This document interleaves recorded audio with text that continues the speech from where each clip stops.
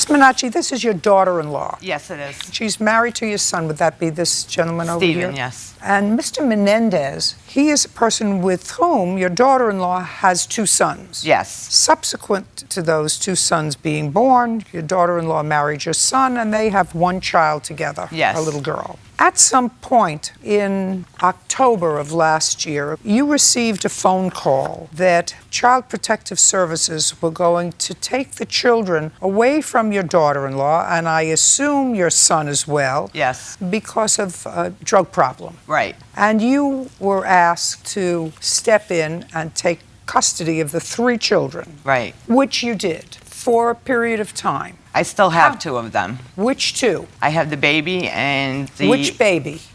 Their child together.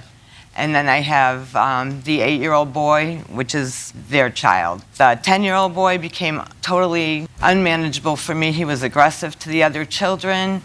He ended up in a behavioral health unit for 10 days. And January, I had to give him up. He's now in a therapeutic foster home. So in 2016, the two boys were with you October, November, and December. When in October did they come? October 10th. And what you're complaining about is that Mr. Menendez claimed the two boys on his tax returns for the year 2016. Right. And I don't know why, because he didn't see them in that year. He has not paid a penny. I don't know why either. Stop moving pages. Except that you only had the children for a little more than 2.5 months in the year 2016. Right. I don't know who supported them prior to that time in 2016. Let's find out. My son and Carmela. Let's find out. Oh, okay. Where were you working in 2016? I was working as a personal care assistant. Full-time or part-time? I was part-time. Did you receive any welfare? Food stamps, yes. Did you receive any subsidized housing from? No. So only food stamps for whom? For me, my husband, and the children. And what kind of work did your husband do in all of 2016? He was the manager of Valvoline Instant Oil Change. Prior to 2016, who claimed the two boys on their tax returns? I did. Is that correct? Correct. Now, is there currently a child support order that you are currently paying? Yes. How much? $50 a week. And when did that go into effect? 2016. Not that he's paid Shut one up. penny of it. Just a second. Okay.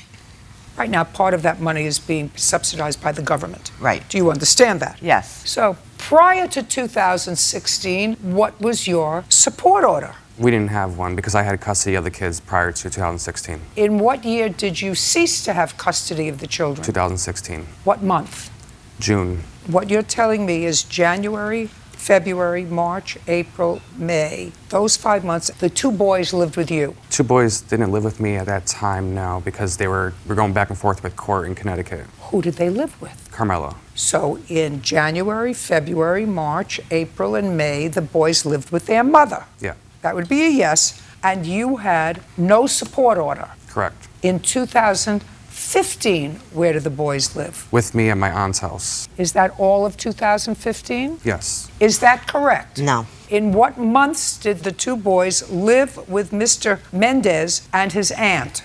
January 2015 to June 2015. So for 6 months. Mm-hmm. And what about in 2014? He had them. He had them full time. Yes. And when did you and Mr. Mendez physically separate? Like divorced, you mean? Physically separate. physically You're separate. not divorced. You were never married. I'm trying to go back. So 2014, Mr. Mendez had physical custody of the children. He had physical custody of the children also the first half of 2015, right? Mm-hmm.